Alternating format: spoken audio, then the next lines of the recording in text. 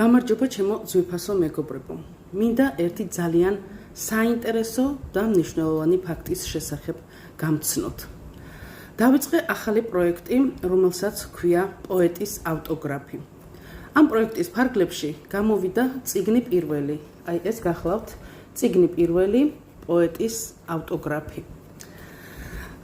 ეს წიგნი არ არის მხოლოდ პოეტთა და ლექსთა კრებული, ეს გაცილებით უფრო მნიშვნელოვან შინაარს იძენს. ენა არის სამშობლო, ხოლო პოეზია მისი მარადიული ხმა. ასე იწყება რედაქტორის სიტყვა, რომელიც მივუძღვენი იმ ადამიანებს, რომლებსაც განსაკუთრებული ადგილი უჭირავთ აი ამ კრებულში. მინდა გითხრათ, რომ ამ გამოცემას განსაკუთრებულ მნიშვნელობას ის გარემოება ანიჭებს, რომ მასში საქართველოს სხვადასხვა კუთხის პოეტებთან ერთად წარმოდგენილნი არიან ისტორიულ საქართველოს მიწებზე მცხოვრები ჩვენი თანამემამულე ავტორები. ტაო-კლარჯეთიდან, შავშეთიდან, იმერხევიდან, აგრეთვე არიან ძველი კონსტანტინოპოლიდან, იგივე სტამბოლიდან.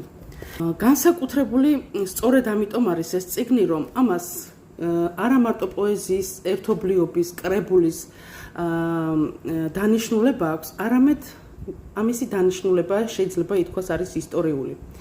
რადგან იმ ადამიანების სახელგვარები, რომელსაც მე ახლა ჩამოვთვლი და რომელიც ამ წიგნში არის შესული, როგორც ავტორებისა, არის ძალიან დიდ სევდასთან, ტკივილთან დაკავშირებული წინაპრების წარსულით. მათ ძალიან უყვართ სამშობლო, მათ ძალიან ტკივათ სამშობლო, მათ ძალიან უყვართ ქართული ენა, პოეზია, კულტურა და ასე შემდეგ. ყველაფერი, რაც ქართულთან არის დაკავშირებული. სწორედ ამიტომ ქართველ თანამედროვე პოეტებთან ერთად გადავწყვიტე ამ კრებულში პოეტის ავტოგრაფში მათი რამდენიმე ლექსი შემეტანა. ვინაიდან და რადგანაც ამ წიგნში განთავსებულია ორ ქვეყანაში მცხოვრები ქართველების პოეზია.